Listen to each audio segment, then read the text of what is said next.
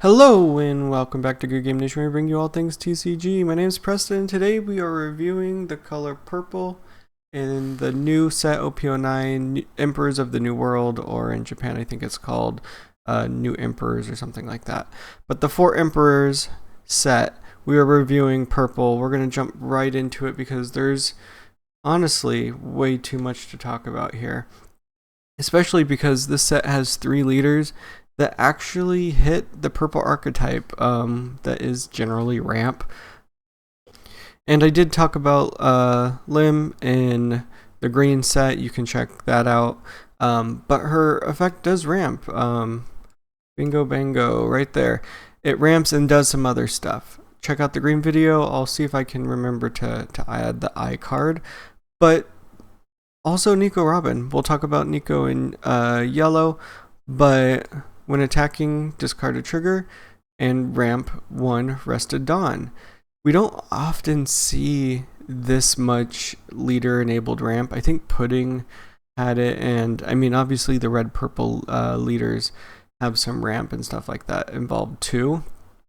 But I feel like this is the most leader enabled ramp in a single set, because we also have the leader that we're mostly going to talk about here, because I think the set is really built for this leader. Dawn ×1, all your characters get +1 cost. That's the black side for the starter deck.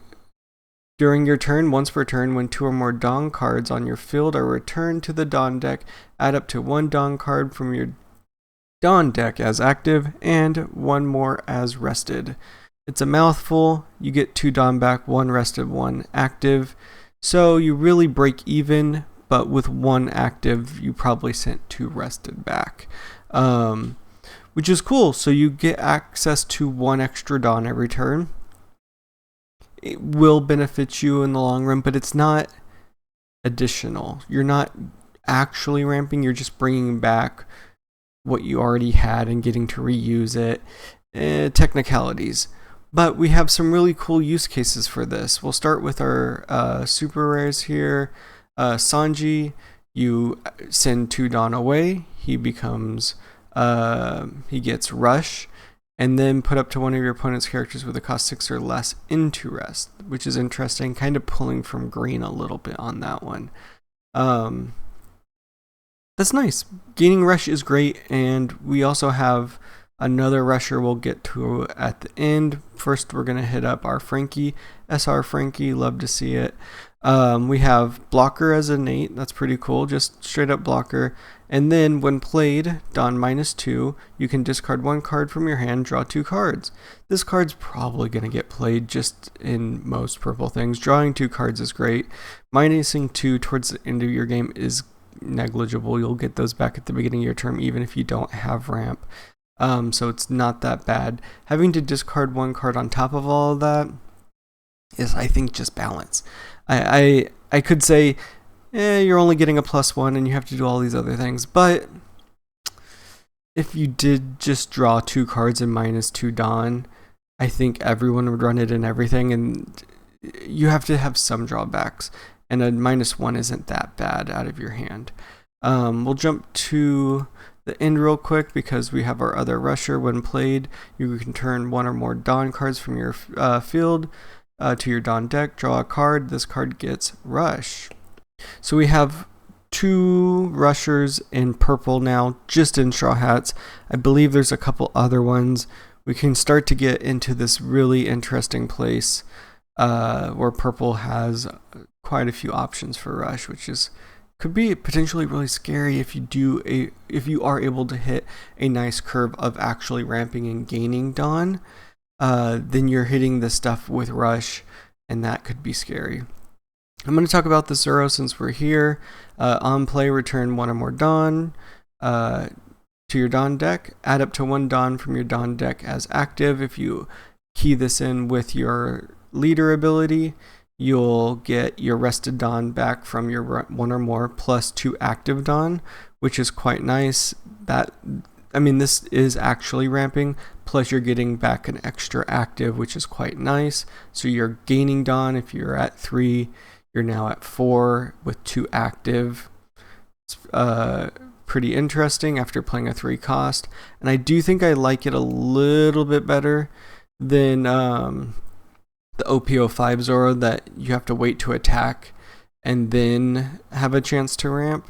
The immediate effect, I think, is better, generally speaking. Obviously, we now have to worry about, always in our back of our minds, that on-play effects could potentially not matter with Blackbeard, right? So there is that. While we're here, I think this Brook is going to see a lot of play in red-purple because of the minus 2000 power, which will allow you to KO stuff with red effects, and pretty decently statted as well. What else do we got here? I think the events will see play here and there, depending on which ones. This one even says it has trigger, which is nice. If you're following the news, Japan did not print this with trigger on accident. And just to wrap up this side of the page, we got some kid pirates and some heart pirates, as well as the previous page. You got some in here with Jean Bart, and I think there's one other one, a killer. This is going to be interesting to see how they incorporate into our red-purple 3 captains leaders, because we started to, I mean, the law is completely gone at this point, but you also have Kid getting some support in red, as well as I think Law might have gotten some pirates there too. But I think overall, I think the red heart pirates and kid pirates are probably going to be a little bit more impactful than these, but they all have a place, and especially with Law finding its new place with a nerf, we'll have to see how stuff like this plays out. I think the downside to purple Straw Hats right now is I believe there's still a lack of a played character that searches. So like, think about anything like your Bonnie searcher, your Nami searcher, anything that's a character that looks at the top of your deck and pulls out a characteristic type. I think purple is still missing it, and I'm pretty sure the black Straw Hats from the starter deck also didn't have it. So we'll have to see how well this Law fits into it. And when you look through this set, I think it searches pretty much every Straw Hat, but we'll have to see how it plays into it. And overall, I love this set for purple. It has a lot of energy going into it. It has a lot of, I think, good things going for it. And the downside is all of the characters work for Luffy. But Luffy can only activate once per turn. So you really can't activate multiple of these per turn without going backwards in Dawn count. So you'll have to pick and choose. And you'll have to go back into other purple sets and other black sets to make this deck stronger. And considering this has, the deck can be half black, we have so much we can do with black. And it could be potentially really nasty to ramp up really quickly and then pull off the shenanigans that black does.